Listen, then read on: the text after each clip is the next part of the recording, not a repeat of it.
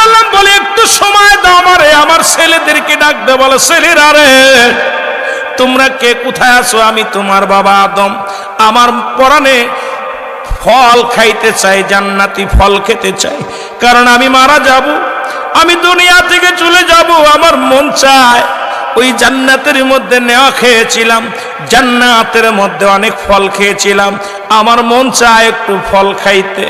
আদমের সন্তানেরা ফলের সন্ধানে বাইর হয়ে গেলেন। শীষ আলাইহিস সালাম এসে ডাক দে, বলে আল্লাহর নবী আদম আলাইহিস সালাম, আপনি পৃথিবীর মধ্যে প্রথম মানুষ, নবী হিসেবেও প্রথম, তবে আদম নবীর আগেও কিন্তু আমার নবী রাহমাতুল লিল আলামিন মুসলমান কিন্তু শরীয়তে আদম আলাইহিস সালামকে আগে পাঠাইছে দুনিয়ার মধ্যে। শীষ আলাইহিস সালাম ডাক দে, বলে আপা জান, আপনিও নবী, আপনি আল্লাহর পয়গম্বর, আর প্রথম নবী, প্রথম মানব যেহেতু দুনিয়ার মধ্যে, আপনি আল্লাহর কাছে চাইতে দেরি, আমার আল্লাহ দিতে দেরি নেই, আপনি চান। আদম আলাইহিস সালাম বলে আমি ভুল করেছিলাম, ওই জান্নাতের মধ্যে অনেক আরামে এসেছিলাম, একটা ভুল করার কারণে আমি আদম বিতাড়িত হয়েছি, কোন মুখ নিয়ে আমি আল্লাহর কাছে চাইব জান্নাতি ফল? তুমি চাও বাবা শীষ, তুমি চাও। শীষ আলাইহিস সালামকে বললেন, বাবা শীষ রে, যতগুলো সন্তান আমার আল্লাহ দিয়েছে তার মধ্যে একমাত্র নবুয়তি আমি তোমারে দান করেছি, সুতরাং তুমি আমার আল্লাহর কাছে অনেক প্রিয়, তুমি চাইলে আমার আল্লাহ দিবে। শীষ আলাইহিস সালাম চাইলেন আমার আল্লাহ, আমার আব্বা জান আল্লাহ শুনে নেন, যেহেতু একটা সন্তানের কাছে বাবার হলো 14টা হক, এই 14টা হকের মধ্যে 7টা হলো জীবিত থাকতে, 7টা হলো মৃত্যুর পরে, সুতরাং বাবাকে খুশি রাখার জন্য, বাবার ওই মনের চাহিদা মিটানোর জন্য আদম আলাইহিস সালামের সন্তান শীষ আলাইহিস সালাম দুটি হাত উঠায় দিলেন আল্লাহর দরবারে, আমার আল্লাহ তুমি আমার বাবাকে তুমি জান্নাত থেকে ফল পাঠায়া দাও। আল্লাহ বলে, এই আমার শীষ আজকে হাত উঠাইছে আমার দরবারে, আমার আদম আজকে ফল খাবে, যাও জান্নাতের মধ্যে জিবরিল আমিন যাও ফল নিয়ে যাও, ওই নেও ফল নিয়ে যাও, অন্যান্য ফলগুলো ঝাঁকা ভরে বেশি করে আমার আদমের কাছে নিয়ে যাও, আমার আদম অনেকদিন জান্নাতি ফল খায় না, আমার আদমরে আমি জান্নাতি ফল খাওয়াবো, জোরে জোরে বলো মারহাবা।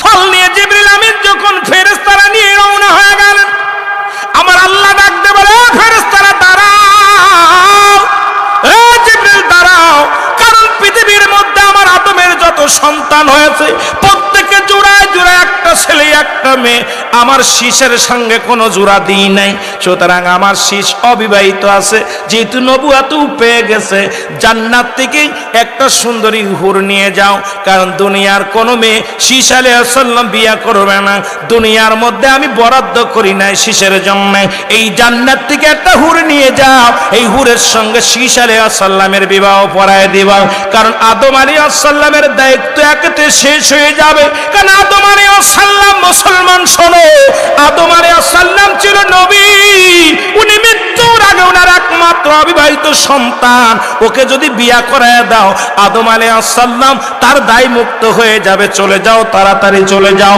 এর জিবরিল আমিন যখন ফল নিয়ে চলে আসলেন, সঙ্গে করে জান্নাত থেকে এক সুন্দরী হুর নিয়ে চলে আসলেন, জোরে জোরে বলো মারহাবা। সুন্দরী এক হুর নিয়ে চলে আসলেন, বাবা শোনো, এবার যখন হুর নিয়ে আসলেন, ছাকা ধরে যখন ফল দিলেন, আদম আলাইহিস সালাম ফল পেয়ে অত্যন্ত খুশি, আল্লাহ তাআলা জান্নাত থেকে ফল পাঠাইছে, এই নেন আপনি খান। এবার যখন ফলের জায়গা রাখলেন, দেখে হুরের পাখার, মুসলমান শুনে নাও, ওই জিবরিল আমিনের পাখার পাশে, জিবরিল আমিনের আপনার একটু দাঁড়ায়া পাশেই দেখি একটা মেয়ের ছবি। আল্লাহর নবী আদম আলাইহিস সালাম জিগায়, ও জিবরিল ওই মেয়েটা কে রে? ওকে তো আমি দুনিয়ার মধ্যে দেখি নাই, এই মেয়েটাকে আমার চিনা চিনা লাগে, মনে হয় আমার চিনা চিনা লাগে। কয় হুজুর এটা দুনিয়ার কোনো মানুষ না, আপনি ঠিকই ধরেছেন, দুনিয়ার কোনো মেয়ে নয়, আমার আল্লাহ তাআলা আপনার শীষের জন্য জান্নাত থেকে একটা হুর পাঠাইছে, এই হুরের লগে শীষ আলাইহিস সালামের বিবাহ পড়ায়া দিতে বলেছে, জোরে জোরে বলেন মারহাবা। আর একটু জোরে জোরে চিল্লায় বল আল্লাহু আকবার। আদম আলাইহিস সালাম বিয়ের আয়োজন করে দিলেন, বিবাহ হলো, যত মেহমান ছিল সবাই রে খাওয়াইলেন, ওই জান্নাতি ফল দিয়ে মেহমানদারি করলেন, জান্নাতি ফল খাওয়াইলেন যত যাত্রীর লোক এসেছিলেন। মুসলমান শোনো, আদম আলাইহিস সালামের ছেলে শীশ আলাইহিস সালামের সঙ্গে দুনিয়ার মধ্যে হুরের বিয়া হয়ে গেল। আমার বাবার আদম আলাইহিস সালামকে নেওয়ার জন্য আজরাইল পাঠায় দিলেন মালাকুল মউতকে। আদম কয়, ও মালাকুল মউত, একটু ধৈর্য ধরো, আমার সন্তানদের সামনে যখন আমার জানটা নিবা, হয়তো আমার চোখ দুটো বড় হয়ে যাবে, না হয় আমার মুখটা বড় হয়ে যাবে, নাই জিহ্বা বাইর হয়ে যাবে। কারণ এই মালাকুল মউত আদম তো জানে মৃত্যু জানতো না। আদম ডাকতে বলে, মালাকুল মউত রে, আমার কলিজার টুকরো সন্তানের একটু দূরে যাক। তাদেরকে ঘর থেকে বাইর করে দিলেন। ও মুসলমান শুনে নাও, একটু পরে আদম আলাইহিস সালামের রূহটা বাইর হয়ে গেলেন। এই দুনিয়া থেকে আদম আলাইহিস সালাম চিরবিদায় হয়ে গেল। মুসলমান শুনে নাও, আদম আলাইহিস সালামের লাশখানা পড়ে থাকলো। ছেলেরা কান্নাকাটি জুড়ে দিল, কিন্তু কি করবে? কেমনে দাফন করাইবে, কেমনে কাফন পরাইবে, কেমনে জানাজা পড়বে, কিচ্ছু জানা নাই। কারণ প্রথম মৃত্যুবরণ করলো আদম আলাইহিস সালাম। এই মানব জাতির প্রথম মৃত্যুবরণ করলো আদম আলাইহিস সালাম। এখন আপনাদের প্রশ্ন থাকতে পারে, ভাইজান, আদমের ছেলে তো আগে মারা গেছে। হ্যাঁ গেছে। ওই হাবিল কাবিলের ঝগড়া আপনারা সবাই জানেন। ওই দৃশ্য তো আর আদমের ছেলেরা জানে না। কেমনে মাটি দিয়েছিল, কেমনে তার দাপন করেছিল, কেমনে তার কবর খুঁড়েছিল, কেউ তো জানে না। কিন্তু আদমের বংশের মধ্যে প্রথম মৃত্যুবরণ করলেন আদম আলাইহিস সালাম। আল্লাহ কয়, জিবরিল আমিন দৌড়ে যাও জান্নাতের মধ্যে, জান্নাতি পানি নিয়ে আসো, জান্নাত থেকে কাপড় নিয়ে আসো, জান্নাত থেকে সুরমা নিয়ে আসো, জান্নাত থেকে তুমি নিয়ে আসো আতর গোলাপ নিয়ে আসো। আর তোমরা গোসল করাইবা, জানাজার নামাজ পড়বে। শীশ আলাইহিস সালাম যেহেতু দুনিয়ার মধ্যে পাঠাইলাম প্রথম মানুষ হিসেবে, ওই মানুষটার জানাজা পড়বে নিজের কৌরাজ্জত সন্তান। ও মুসলমান শুনে নাও, জোরে জোরে চিল্লায়া বলা যাবে না মারহাবা। আদম আলাইহিস সালামের জন্য ফেরেশতারা জান্নাত থেকে পোশাক, যে পোশাকটা খুলে নিছিল হাওয়া আলাইহিস সালামের থেকে, আদম আলাইহিস সালাম থেকে, ওই পোশাকটা আল্লাহ বললেন, যে পোশাকটা আমি পরায় খুলে রাখছিলাম জান্নাত অভিমান করে আদমের উপরে, যাও ওই পোশাকটা আদমরে আজকে সাদা কাপড় নিয়ে যাও, পরাইয়া দাও। আর এই রকম জানাজার যে নিয়মগুলো, এই নিয়মগুলো আদমের ছেলে শীশ আলাইহিস সালামরে শিখাইয়া দাও। এই ইমামতি করবে শীশ আলাইহিস সালাম, আর তোমরা হবে মুসল্লি। সব দাঁড়ায় দাঁড়ায় শিখাইয়া দাও। আদম আলাইহিস সালামের জানাজা পড়ার জন্য, গোসল করানোর জন্য অসংখ্য ফেরেশতারা আসলেন জমিনের মধ্যে। আদমের সন্তানদেরকে ডাক দিলেন, কেমনে কবর খুঁজবে, কবরটা খুঁচাই দিলেন। ফেরেশতারা সাথে থেকে কবর খুললেন, আদম আলাইহিস সালামের কবর খুললেন। এরপরে জানাজা গোসল করালেন, আদমের ছেলের সঙ্গে সন্তানদের সঙ্গে গোসল করাইলেন ফেরেশতারা। আতর গোলাপ লাগাইলেন, কাফনের কাপড় কেমনে পরাইবে, এটা সব কিছু দেখাই দিলেন। এবার শীশ আলাইহিস সালামকে দোয়া শিখিয়ে দিলেন, তোমার আব্বার জন্য এইভাবে দোয়া করতে হবে, এইভাবে জানাজা পড়তে হবে। শীশ আলাইহিস সালাম হযরত আদম আলাইহিস সালামের জানাজা পড়লেন, দোয়া করলেন, এরপরে দাফন করলেন। জোরে জোরে চিল্লায় বলো মারহাবা। এই আদম নবী থেকে শুরু করে আজ পর্যন্ত যত মানুষ দুনিয়া থেকে বিদায় হয়ে গেছে, আমার দাদু ভাইয়েরা শুনে নাও, শুনে নাও। সুতরাং 1000 বছর জীবিত থাকা পরও মারা গেছে। সুতরাং আমি আপনিও মারা যাব, দুনিয়ার মধ্যে থাকবো না, থাকার জায়গা না। এই দুনিয়ায় থাকার জায়গা নয়, থাকার জায়গা নয়। এই জন্য পৃথিবীর মধ্যে 4 জন প্রতাপশালী বাদশা, 3 জনের নাম বলেছি, এখন একজন বাদ আছে, তবে আমার মনে আছে রে মুসলমান। একজনের নাম হলো বৎসল, বলতেছিলাম বৎসল জুলকারনাইন মুসলমান, আর একজন হলো বৎসল সুলাইমান। আর কাফেরদের মধ্যে বাদশা নমরুদ, আর একজনের নাম হলো বুখতানসর। এই পৃথিবীর মধ্যে আল্লাহ পাক তাদের প্রতাপশালী বাদশা করলো, রাজত্বই দান করেছিল। তারা দুনিয়া থেকে বিদায় হয়ে গেছে, কেউ বেঁচে নাই। জোরে জোরে চিল্লায় বলা যাবে না ঠিক কি না? সব কিছু শেষ করে দেবে, কুল্লু মান আলাইহা ফান, সব শেষ করে দিবে কে? আল্লাহ বলে, আল্লাহ আমি আল্লাহ এই জমিনটাকে রাখবো না, এই জমিনটাকে আমি পুরা তামা বানায় দিব। আজকে পরের জমিন ফাঁকি দাও, কত এতিমের সম্পদ তোমরা ফাঁকি দাও। ঘুষ খাইয়া সুদ খাইয়া 10 বিঘে 50 বিঘে জমি করলা। শুনে না, এই জমিনের মধ্যে যত মাটি আছে আল্লাহ কয় সব পুরা তামা বানায়া দিব। এই জমিনের মধ্যে যত পানি আছে সমস্ত পানিগুলো আমি আল্লাহ পুরায়া ছাই বানায়া দিব। যেদিন কিচ্ছু বলতে কিচ্ছু থাকবে না, সেদিন থাকবো শুধু আমি আল্লাহ। জোরে জোরে চিল্লায়া বলা যাবে না মারহাবা। 4 জন ব্যক্তিকে আল্লাহ প্রতাপশালী বাদশা বানাইলেন। তাদের মধ্যে মুসলমানদের মধ্যে 2 জন, কাফেরদের মধ্যে 2 জন। মুসলমানদের মধ্যে 2 জন, একজনের নাম হলো নবী সুলাইমান। আল্লাহ তাকে এমন পাওয়ার, এমন ক্ষমতা দিলেন যিনি সমস্ত প্রাণীর ভাষা বুঝতেন। মুসলমান শুনে নেন, তাকে আল্লাহ পাক একটা সিংহাসন দান করলেন, যা দ্বারা কোনো পেট্রোল লাগতো না, ডিজেল লাগতো না, কোনো তেল লাগতো না, হাওয়া লাগতো না। সারা পৃথিবী ঘুরে ঘুরে উড়ে উড়ে সারা পৃথিবী ভ্রমণ করতেন। জোরে জোরে চিল্লা বলা যাবে না মারহাবা। এই নবী সুলাইমান কি বেঁচে আছে না মরছে? কথা কয় না কেন? এত পাওয়ার, এত ক্ষমতা আল্লাহ তারা দান করলো, তারপরও তারা দুনিয়ার মধ্যে জিন্দা রাখে নাই, দুনিয়া থেকে বিদায় হয়ে গেছে। শুধু তাই নয়, মুসলমান আর একজন মুসলমানদের মধ্যে তিনি হলো বাদশা জুলকারনাইন। আল্লাহ তাকে এত পাওয়ার, অর্ধ পৃথিবীর রাজত্ব আল্লাহ তারে দান করেছিল। বাবারা খেয়াল করবেন আলোচনাটা, এত ক্ষমতা, সারা পৃথিবী 2 বার ভ্রমণ করছে। অল পৃথিবীটা, এত বড় পৃথিবী 2 বার ঘুরেছেন। আল্লাহ তাকে একটা মুজিজার ঘোড়া দান করেছিল, যে ঘোড়াটা একটা কদম পা ফেলাইলে 12,000 মাইল অতিক্রম করত। সুতরাং বাংলাদেশটা 12,000 মাইল হবে না, বাদশা জুলকারনাইনের ওই ঘোড়াটা বাংলার জমিনে পা লাগবে না, একটা পা রাখবে ইন্ডিয়ায় আর একটা রাখবে পাকিস্তানে। এত বড় ক্ষমতা আল্লাহ সেই ঘোড়াকে দান করেছিল।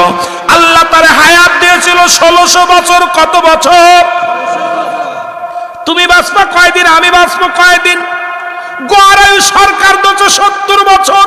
আমি করে বেটা সরকার শোনো।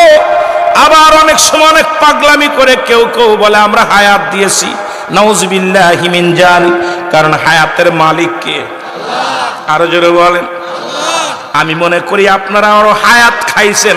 যেভাবে মাদক সেবন জাতি যেভাবে মাদক ধরেছে, গাঁজা মদ ইয়াবা একটা প্রতিটা গ্রামের মধ্যে, ফ্যামিলির মধ্যে এমন ভাবে নিশায় ধরেছে, এখন বাবা অসহায় হয়ে গেছে, মা অসহায় হয়ে গেছে। এই জন্য আমি বলবো জাতিকে যদি বাঁচাইতে হয়, ওরে মুসলমান শুনে নাও, এখনো সময় আছে। এই জাতিকে বাঁচাইতে হলে ঐক্যবদ্ধর কোন অভাব নাই। আমাদের ঐক্যবদ্ধ হতে হবে। কে সরকারি দল, কে বিরোধী দল, কে নেতা, কে উজির, কে বাদান কর্মচারী দেখার বিষয় না। অন্যায় পেলেই প্রতিবাদ করতে হবে, অন্যায়ের বিরুদ্ধে লুকে রুখে দাঁড়াইতে হবে। জাতিকে বাঁচাইতে হলে আমাদেরকে জাগতে হবে, আর ঘুমানোর সময় নাই। জোরে বলেন ঠিক কিনা? যে কথা বলতেছিলাম, বাদশা জুলকারনাইনকে হায়াত দিয়েছিল 1600 বছর। কত বছর? 1600 বছর হায়াত আল্লাহ দান করেছিল। এরপরে যারা মক্কা মদিনায় কয়েকজন হাজির নাম দেখলাম। মক্কা মদিনা থেকে উত্তর দিকে একটা মহকামা দেখা যায়। এই মহকামাটার নাম হল আলেকজান্দ্রিয়া স্মৃতি শহর। এই শহরের মধ্যে বাদশা জুলকারনাইনকে শুয়ায় রাখা হয়েছে। উনি একখানা সাইনবোর্ড লিখে গেলেন, দুনিয়ার মানুষ, আমার হায়াত সীমিত, আমি যে ভুল করেছি তোমরা সেই ভুল করো না, তোমরা দুনিয়ার জিন্দেগি নষ্ট করো না, বেশি বেশি আমার মৌলার গোলামি করো, দুনিয়ার মধ্যে তোমরা সময় নষ্ট করো না। 1600 বছর হায়াত পেয়ে যদি বলে সীমিত হায়াত, আমরা বাঁচব মাত্র 50 থেকে 60 বছর। এত দুর্নীতি কেন রে মুসলমান? কি লয়া যাবা কবরে? তো মুসলমান ওই আপনার ওই জানাজার যখন পরে বিদায় করে দিবে, কাপড়ের কোনো পকেট থাকবে না, কবরে কোনো ঘুষ চলবে না, কবরে কোনো মুসলমান কোনো দুর্নীতি চলবে না। ওই কবরে শোয়ানোর পর নিজের আমলনামাটা নিজ হাতে লেখা লাগবে রে মুসলমান। আমার বাবারা গভীর মনোযোগ, বলতেছিলাম চারজন ব্যক্তি প্রতাপশালী বাদশাহ, মনে আসেনি রে বাবা? দুজন হলো মুসলমান, দুজন হলো কাফের। বাদশা জুলকারনাইন মরা লাগছে। কাফেরদের মধ্যে দুজন, একজনের নাম হলো নমরুদ। ফেরাউন বাজার নমরুদ যিনি বলা হয়, যিনি আল্লাহর সঙ্গে যুদ্ধ করার জন্য বিশাল একটা গম্বুজ বানাইলেন, বিশাল একটা মিনার বানাইলেন। আল্লাহরে মারব, আল্লাহরে মারার জন্য তীর বানাইলেন। ওই শগুন পুষলেন, অনেক লম্বা ইতিহাস রে মুসলমান, শুনে নাও। আল্লাহ পাক রে মারার জন্য তীর যখন ছুড়লেন, এই তীরটা যায় আল্লাহ কয় জিবরিল আমিন তীরটা লাগাও। তীরটা নিয়ে লাগায় দাও, একটু রক্ত লাগায় দাও। রক্ত লাগায় দিছে রে মুসলমান। কয় আল্লাহরে খুন করেছি, এখন আমি নিজেই আল্লাহ হয়ে গেছি, কারণ আল্লাহর দুনিয়ার মধ্যে নাই, জমিনের মধ্যে নাই। আল্লাহ তো নিজেই নিহত হয়ে গেছে, একবারে শেষ হয়ে গেছে। এই নমরুদরে সাইজ করার জন্য আল্লাহ পাঠাইলেন কিছু মশা। কি পাঠাইলেন? কিছুদিন আগে করোনা দিছিল আল্লাহ সাইজ করার জন্য, ঠিকই না? কেন সাইজ করতে চায় তা কি জানেন? আপনারা শুনলে অবাক হয়ে যাবেন। আয়ামে জাহিলা জামানায় রাসূল আকরাম সাল্লাল্লাহু আলাইহি সাল্লাম যখন আসলেন, ওই জামানায় মরা মানুষের সঙ্গে জিনা হতো। রাসূলের জামানায় কবর থেকে লাশ উত্তোলন করে এক যুবক জিনা করেছিল। আর ওই জামানায় আজ থেকে 570 খ্রিস্টাব্দে রাসূল আসছে, আর এখন হলো কত খ্রিস্টাব্দ চলে? মুসলমান, সেই রাসূলের আগমনের শরীয়তে তখন এই ঘটনা ঘটেছিল। আর বর্তমান বাংলাদেশে চট্টগ্রামে মেডিকেল কলেজ হাসপাতালে মর্গে জিনা হয়। বর্তমান বাংলাদেশে ঢাকা মেডিকেল কলেজ হাসপাতালে জিনা হয়। তখন ধরা পড়লো, ডোমদেরকে রিমান্ডে নেওয়ার পর ওরা বলল দেখা গেছে গলায় দড়ি নিয়ে মারা গেছে, আলামত হলো জিনার। দেখা যায় মারা গেছে বিষ খায়া, আলামত হলো জিনার। দেখা যায় মারা গেছে অ্যাক্সিডেন্ট করে, আলামত হলো জিনা। যখন ডোমেদেরকে যখন রিমান্ডে নেওয়া হলো, এই দুই ডোম, চট্টগ্রামের ডোম আর আমাদের ঢাকা মেডিকেল কলেজ হাসপাতালের ডোম, ইন্ডা শিকার গেছে একজন নয়, দুজন নয়, আজ থেকে শত শত নারী। যখন আমরা লাশ কাটার জন্য এই টেবিলের উপরে রাখি, তখন ওদের দেহ আগে ভোগ করে নিই, তাদের সঙ্গে জিনা করার পর তারপরে তাদের লাশ কাটি। তা বাংলাদেশে 90% মুসলমানের দেশে এইটা কাজ যদি আমেরিকা হতো মেনে নিতাম, লন্ডন হলে মেনে নিতাম, ভারত হলে মেনে নিতাম, শ্রীলঙ্কায় হলে মেনে নিতাম। আজকে আমার দেশ, যেখানে অসংখ্য আল্লাহর ওলিরা শুয়ে আছে, যেখানে অসংখ্য আলেমের দেশ, অসংখ্য ইমামের দেশ, অসংখ্য লিডার দেশ, এই দেশে মর্গে জিনা হয়। এখনো যে আল্লাহ আমাদের গজব দেয় নাই, আমাদেরকে বাঁচিয়ে রাখছে, আল্লাহর দরবারে শুকরিয়া আদায় করার দরকার আছে কিনা? মুসলমান গভীর মনোযোগ, যে কথা বলতেছিলাম, আমার বাদালেরা দিলের কান্ডা লাগা শুনে নাও। কোথায়? এই নমরুদের সাইজ করলো মশা দিয়া, মশা পাঠাইলো এক জাক, মনে আছে না? এক জাক মশা। এই মশা চলে আসছে মেঘমালা হইয়া, বৃষ্টির মতো আসছে। নমরুদ দেখে রে প্রচুর পরিমাণ মশা আকাশ থেকে মেঘ মনায় নামছে, আসিয়া এমন কামড় শুরু করলো। নমরুদ বাহিনীকে মশায় কামড়ায় সাইজ করে দিছে। এখন প্রতিনিয়ত আজকে 17 জন না কয়জন মারা গেছে ডেঙ্গু রোগে। সুতরাং বাংলাদেশে প্রতিনিয়ত ডেঙ্গুতে মারা যায়, কারণ এই যে মশা, নমরুদ বাহিনীকে সাইজ করার জন্য মশা আসছে। এই মশা যখন নমরুদ বাহিনী শেষ হয়ে গেল, একটা ল্যাংড়া মশা, কানা, লেকচোক নাই, একটা হাত পা নাই, ল্যাংড়া আল্লাহর কাছে প্রার্থনা করে, আল্লাহ আমারে তো পাঠাইলা নমরুদের সাইজ করার জন্য, আমি তো সবার পিছে পড়ে গেছি, আমি তোর বাহিনীকে কামড় দিতে পারি নাই, আমারে আল্লাহ একটু দয়া করো, আমার দিকে একটু তাকাও গো আল্লাহ, আমি তোমার আল্লাহ ওই নমরুদ বাহিনীকে সাইড যেহেতু করতে পারি না, মনে বড় কষ্ট, যুদ্ধের ময়দানে এসে খালি হাতে ফিরে গেলে কেমন হয়, আল্লাহ আমারে তুমি এমন শক্তি দাও আমি যেন নমরুদের সাইজ করতে পারি। জোরে জোরে চিল্লায় বলেন মারহাবা। আল্লাহ তাআলা তার সাইজ করার জন্য দিলেন, ক্ষমতা দিলেন। যাইতো নমরুদের নাকের ভিতর দিয়া ঢুইকা মাথার ভিতরে, একটা ঠ্যাং নাই, এটা চোখ নাই, ল্যাংরাটা ঢুকছে। ল্যাংরা যখন ঢুকছে মাথার ভিতর ঢুইয়া খালি ফর ফর ফর ফর করতেছে। নমরুদ কয় মরিছি, কাম সারছে। নমরুদ আর রাজ দরবারে বসতে পারে না, খালি মাথা, যেই রাজ দরবারে আসে মাথার ভিতর কামড় শুরু করে দেয়। আর জুতা দিয়ে নমরুদের এক নাম্বার উজির যিনি ছিলেন, ও বাজার মুসলমান শুনে নাও, এ মুসলমান, ওকে ডাক দে, বলতেছে পিতা মাথার মধ্যে জোরে জোরে বাড়ি মার। জুতা খুইলা নমরুদের মাথার ভিতর ঠুক ঠুক করে খালি বাড়ি মারে। আল্লাহু আকবার বলেন। যেই বাড়ি মারে ভালো লাগে, বাড়ি মারে ভালো লাগে। হামান, নমরুদের উজিরের নাম কি? হামান। হামান রে বলতেছে, হামান জোরে জোরে পিটা, আর ভাল লাগে না, কামড় দিতেছে।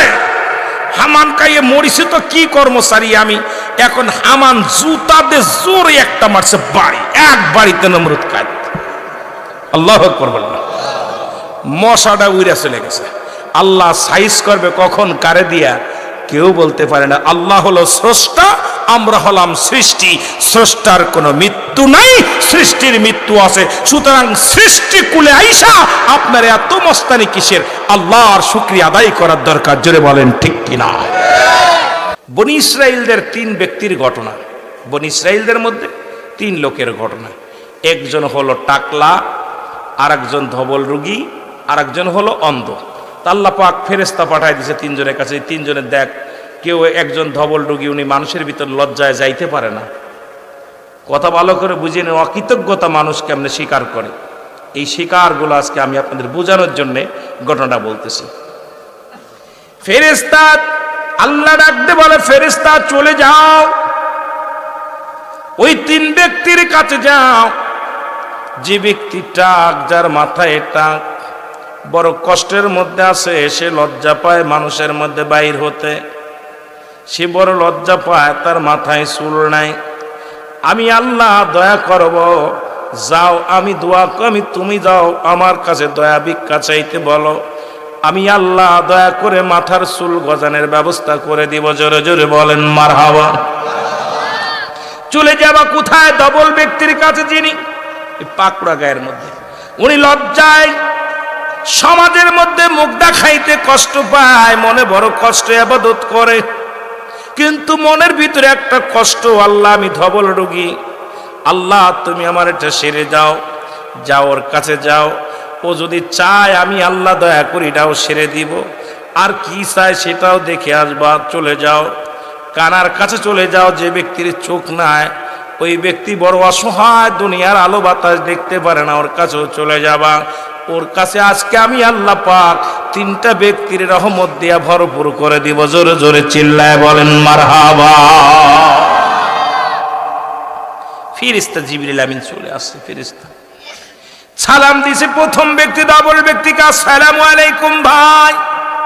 মানুষের সুরে, ওয়ালাইকুম আসসালাম ভাই, আপনার কি মনে কোনো কষ্ট আসেনি? কয় কষ্ট একটা, আল্লাহর ইবাদত করি, বন্দেগি করি, কত না চোখের পানি ছেড়ে কান্দি, বড় কষ্ট আমার মনের ভিতরে। আমার আল্লাহ তাআলা যদি আমার এই ধবল রোগটা সেরে দিত, আমার এই যদি গায়ের রোগটা সেরে দিত, এই সাদা চামড়া, ধলা ধলা চামড়া, এই চামড়াটা যদি এক করে দিত, তাহলে আমি আল্লাহর দরবারে শুকরিয়া আদায় করতাম। ফেরেশতা জিবরিল দোয়া করলেন আল্লাহর কাছে, আল্লাহ এই লোকটা তো মনে মনে চাইছে, এই কথা শুধু আমার কাছেও দাবি করছে, রোগটা যদি সেরে যায় সবচেয়ে বেশি খুশি হবে। আল্লাহ কয় দি দাও। সঙ্গে সঙ্গে ওনার মাথার ভিতরে হাত বোলায় দিছে ফেরেশতা, সঙ্গে সঙ্গে ওনার রোগটা ভালো হয়ে গেছে। জোরে জোরে চিল্লায় বলেন মারহাবা। রোগ ভালো হয়ে গেছে। রোগটা ভালো হওয়ার পর বলতেছে, ভাই তুমি কি চাও? বলে আমি আর কি চাবো, আমার একটা লোভ আছে, যেহেতু গরিব মানুষ। আমি আপনি যদি একটা উট দিতেন, ফেরেশতা জিবরাইল একটা মুসলমান একটা উটনি দিলেন, গর্ভবতী উটনি দিলেন, কয় উটটা নাও, উটনি নাও। উট বলে যেটা পুরুষ, আর যেটা মহিলা তাদেরকে বলে উটনি বলে। এই একটা উটনি এনে দিলেন, নাও, এটা দিয়া তুমি কি করো, তুমি এটা দিয়ে ফলাবা, আর এটা তোমাকে দিয়ে দিলাম, এটা নাও। দিয়ে চলে গেলেন টাকলার কাছে। টাক যে ব্যক্তি টাক, যার মাথায় টাক চুল নাই, সালাম দিলেন। বলে ভাই, তোমার মনে কি কোনো চা আসেনি, কোনো আশা আসেনি মনে? বলে চা একটা ছিল, সারা জীবন আমার মৌলার গোলামি করলাম, আমার মাথায় বড় টাক, বড় লজ্জা লাগে মানুষের ভিতরে যেতে। যদি আল্লাহ তাআলা আমার টাকটা যদি সেরে দিত, আমার অসুখটা যদি সেরে দিত, সবচেয়ে বেশি খুশি হতাম। ফেরেশতা জিবরিল মাথার মধ্যে হাত বোলায় দিলেন, সঙ্গে সঙ্গে আল্লাহ পাক তার মাথার মধ্যে চুল গজায় দিলেন। জোরে জোরে চিল্লায় বলেন মারহাবা। মাথায় যখন চুল হয়ে গেলেন, অত্যন্ত খুশি হলেন। বলে তুমি কিছু চাওনি? বলে আমার আশা আছে, আমি গরু ভালোবাসি, যদি একটা গরু পাইতাম। আমার আল্লাহ কয় ফেরেশতার ওরে একটা গরু দিয়ে দাও, গাভী দিয়ে দাও। একটা গবিন একটা গাভী দিয়ে দিলেন। অমুসলমান চলে গেলেন কোথায়? ছোট্ট করে কথাটা বলে আমি আলোচনা শুরু করব। চলে গেলেন কোথায়? অন্ধের কাছে। অন্ধরে বললেন, অন্ধ, তোমার মনের কোনো চা আসেনি, কোনো আশা আসেনি? বলে কে গো তুমি? সবচেয়ে বড় চা, আল্লাহ যদি আমার চক্ষু দুটো ভালো করে দিত, ওই আল্লাহর দরবারে সারা জীবন প্রশংসা করতাম, আমার আল্লাহ শুকরিয়া আদায় করতাম, যদি চক্ষু দুটো ভালো হয়ে যেত। জিবরিল ফেরেশতা জিবরিল আমিন যখন হাতটা দিছেন, সঙ্গে সঙ্গে চোখ দুটি ভালো হয়ে গেছে। বলে ভালো হওয়া পর শুকরিয়া আদায় করে, আপনার কোনো আশা আসেনি? আশা একটা আছে, আমি বকরি ভালোবাসি, আমার মাওলা যদি কিছু বকরি দিত তাহলে কতই না ভালো হতো। ফেরেশতা জিবরিল আমিন ওনাকে একটা বকরি দিলেন। জোরে জোরে চিল্লায় বলো মারহাবা।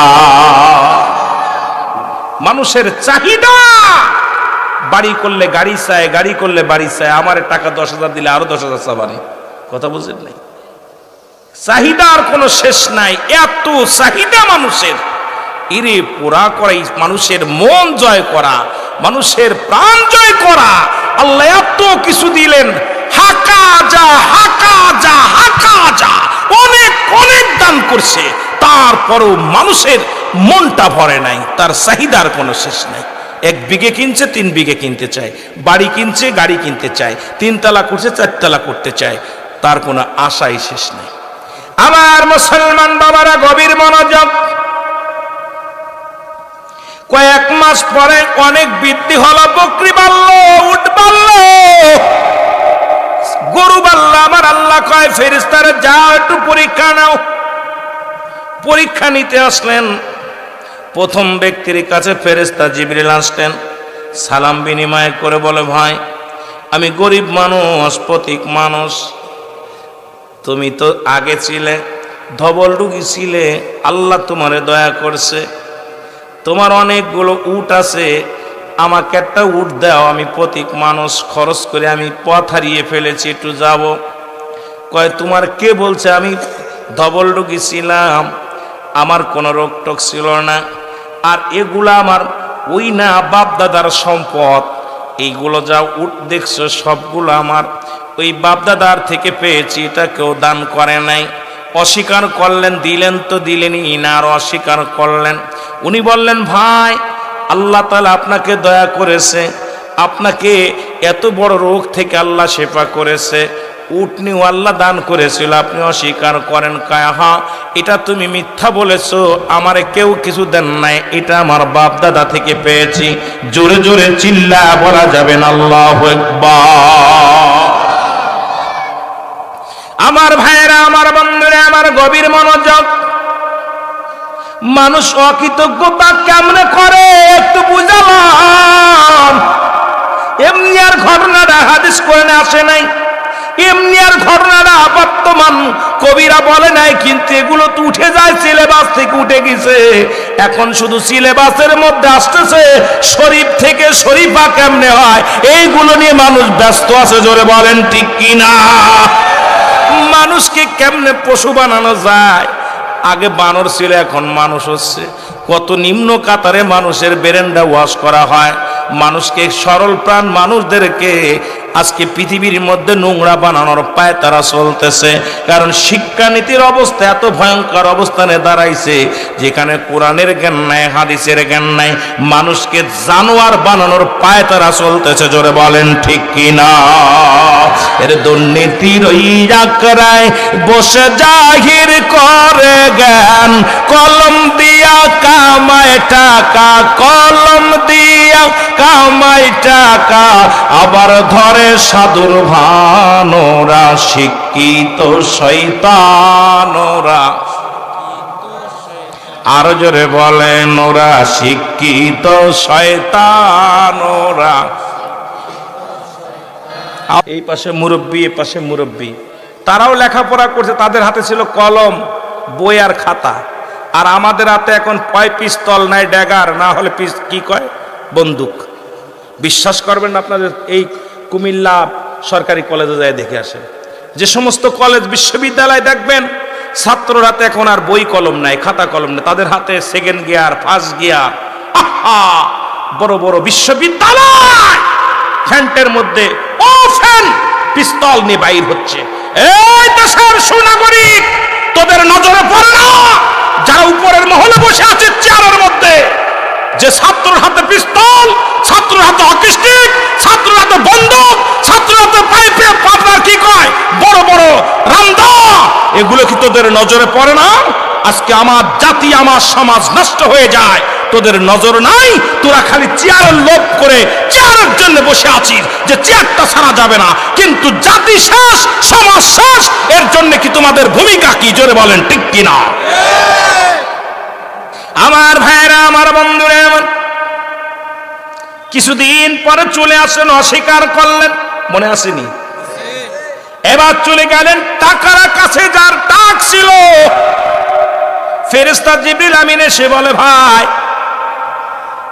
আপনার তো অনেক গরু, মাঠ ভরা গরু, অনেক গরু, আল্লাহ আপনাকে অনেক দিছে, আপনি ছিলেন টাক, আপনার মাথায় চুল ছিল না, আল্লাহ আপনাকে চুল দিছে। একটা গাভী উদান করেছিল আমার আল্লাহ, তার থেকে অনেক গাভী হয়েছে, আপনি আমাকে একটা গাভী দেন, আমার গরিব মানুষ, আমার প্রয়োজন। বললেন না, আমারে কেউ দান করে না, আর আমি জীবনেও টাকলা ছিলাম না, আমার চুল ছোট্টবেলা থেকে। সুতরাং অস্বীকার করে মানুষ, কারণ অতীত যারা ভুলে যায় এদের মতো নাফরমান মানুষ নাই। বর্তমান পায়া বর্তমান আরেক অতীতকে যারা অস্বীকার করে, এদের মতো অপদার্থ মানুষ আর দুনিয়ার মধ্যে নাই। আমি কি ছিলাম, কি হয়েছি, আর কি হবে, এই চিন্তা যাদের মধ্যে নাই, এই সমস্ত মুনাফিক দ্বারা ইসলামের কোনোদিন উপকারে আসতে পারে না। জোরে বলেন ঠিক কি না? ছিলাম কি, হলাম কি, আর হব কি? আমার ভাইরা, আমার বন্ধুরা, আমার চলে গেলেন কোথায়? কানার কাছে। কানাকে সালাম দিয়ে বলে, ভাই আপনার তো দুটি চোখ কানা ছিল। বলে, হ্যাঁ, আল্লাহ তাআলা আমার চোখ দুটি একজন দরবেশের খাতির আল্লাহ ভালো করে দিছে। শুধু ভালো করে না, আমাকে একটা বকরি দিয়েছিল, তার থেকে আজকে ছাগলের পাল, অনেক পাল হয়েছে। আমার একটা দেওয়া, কয় একটা নয়, দুটি নয়, আপনার যতগুলো লাগে, যে তো আল্লাহ আমারে দান করেছে, এটা আল্লাহ আমারে দান করেছে, আল্লাহ আমারে দিয়েছিল।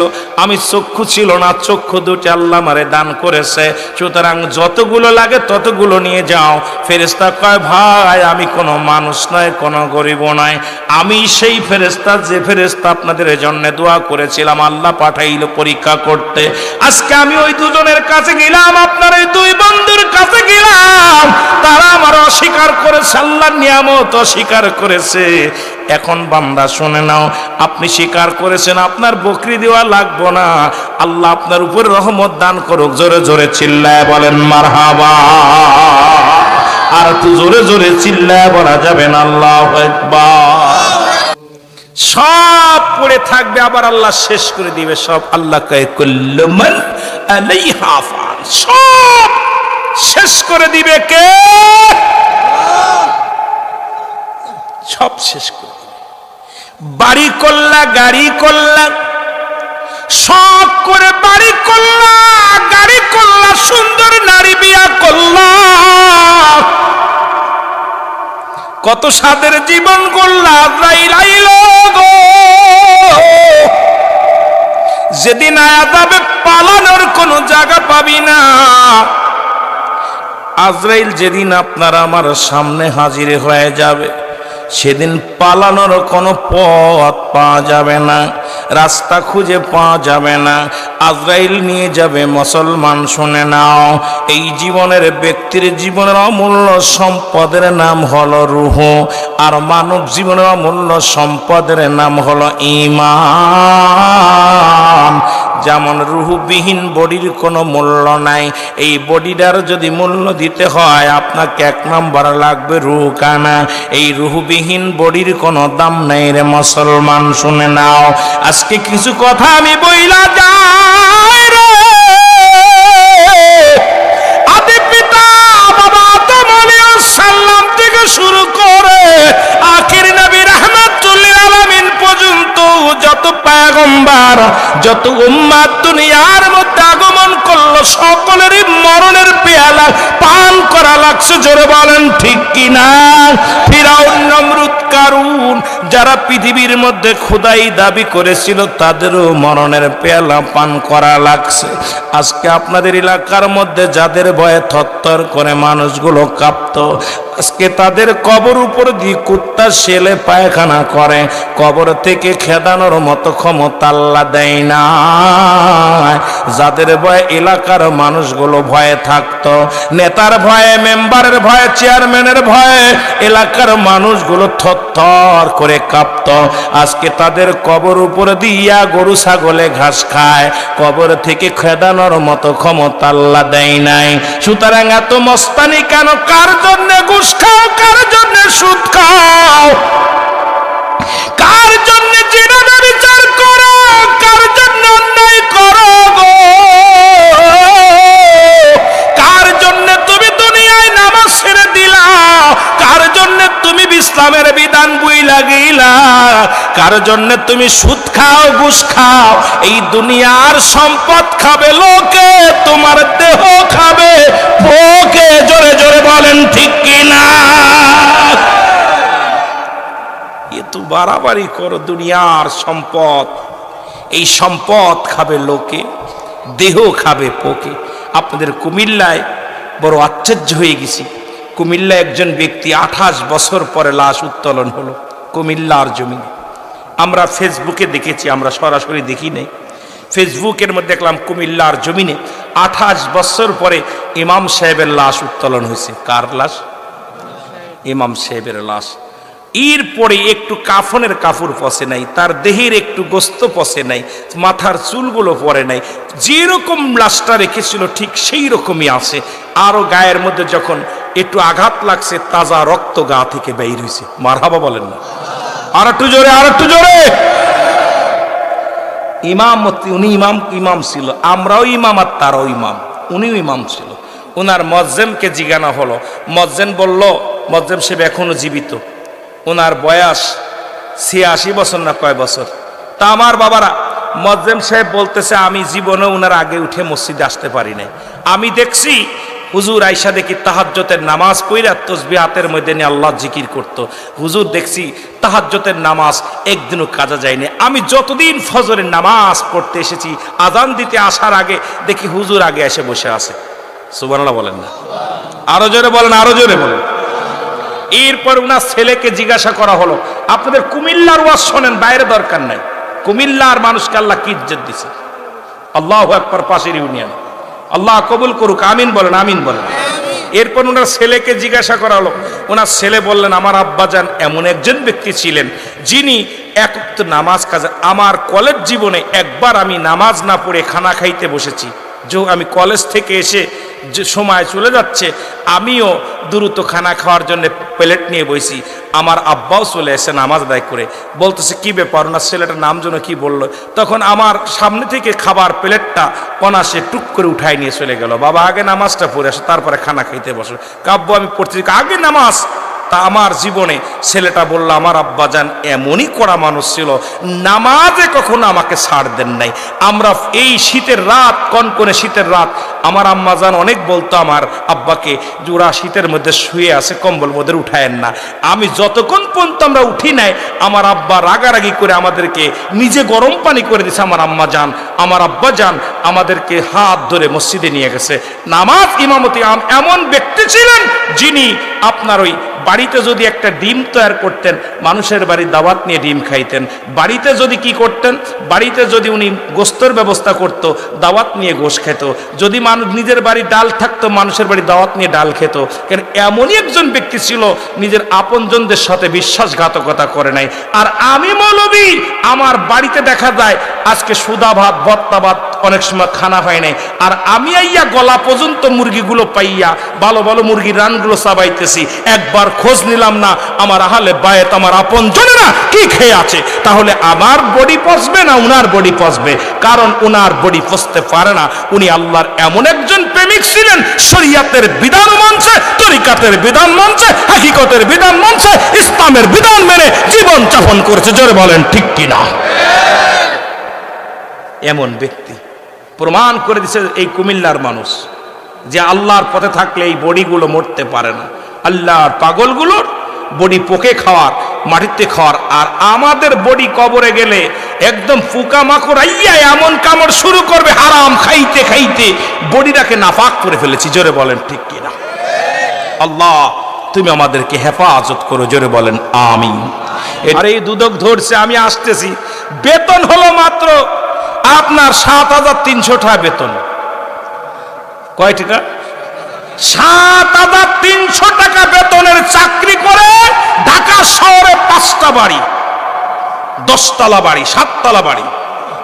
কি একটা বাংলাদেশের পিয়ন যদি হয়, পিয়নের যদি 10তলা 12তলা বাড়ি হয়, এদেশের দুর্নীতিবাজ, তাহলে অফিসারদের কি অবস্থা? জোরে বলেন ঠিক কিনা?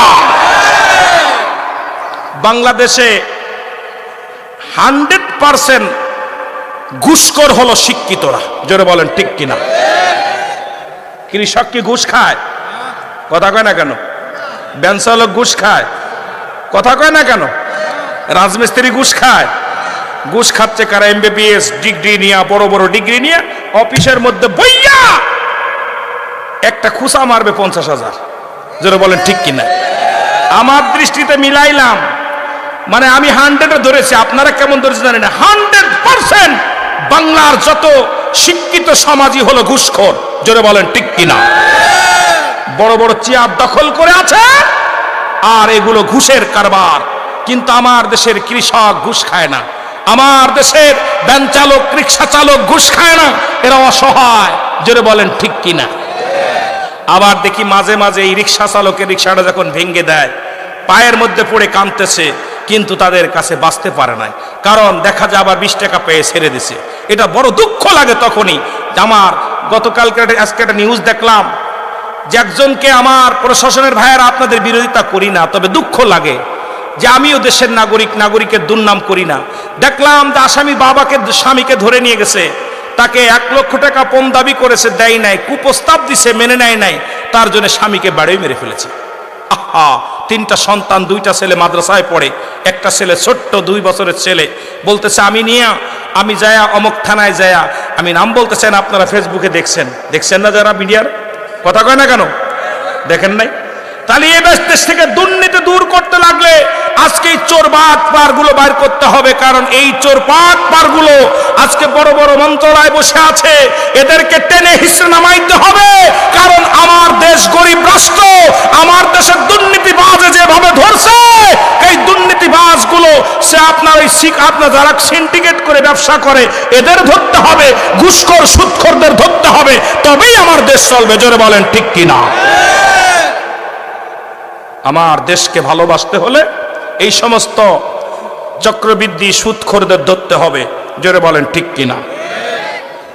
কথা বলেন না কেন? কষ্ট পান? গেলাম বৃদ্ধ আশ্রমে গেছে, আল্লাহর কসম, বৃদ্ধ আশ্রমে গেছে অনেক শিক্ষিত বাবা মা, বড় বড় চাকরি করছে, ছেলে মেয়ে মানুষ করতে পারে নাই, এখন বৃদ্ধ আশ্রমে কাঁদতেছে বৃদ্ধ আশ্রমে। কারণ কি? আজকে তাকে ওই সন্তানকে সুশিক্ষা দেন নাই, কোরআনের জ্ঞান দেন নাই। কোরআনের জ্ঞান যদি ওদের ভিতরে থাকতো, তার বাবা মা বৃদ্ধ আশ্রমে যেত না। জোরে বলেন ঠিক কিনা?